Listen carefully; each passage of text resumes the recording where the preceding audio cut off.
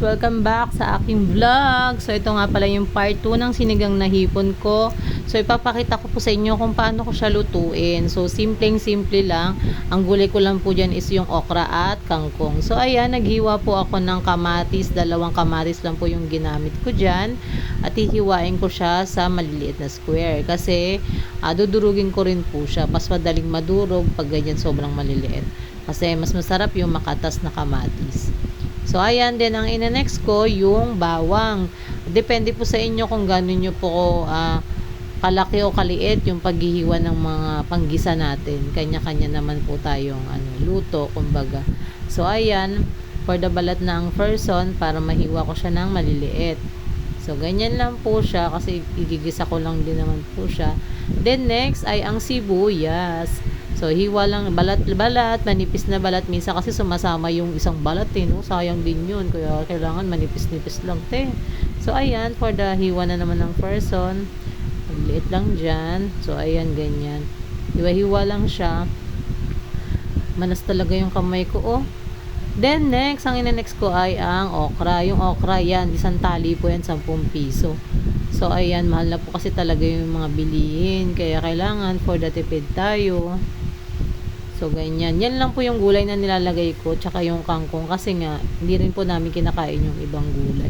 So, para hindi masayang, yun lang kung ano yung kinakain mo. Then, yan na po. Nagigisa na po ako dyan.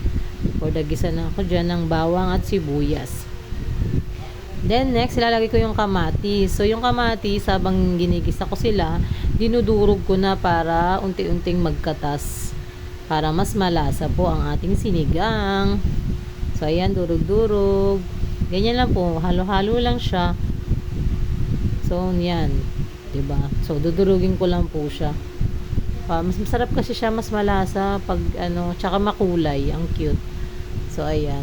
Then, next, nilagyan ko na siya ng tubig. So, depende po sa inyo kung gaano kadami yung tubig. Kami po, 2 lang naman kami. Kaya, sakto lang. So, ayan. Naglagay na ako ng okra dyan kasi kumukulo naman na siya. Then, ayan, halo-halo. Tapos, for the waiting ulit. Then, after nyan, pag kumulo na, ilalagay mo na yung hipon. So, ayan, madali lang din po maluto ang hipon. Kaya, bantay-bantayan natin para hindi madurog.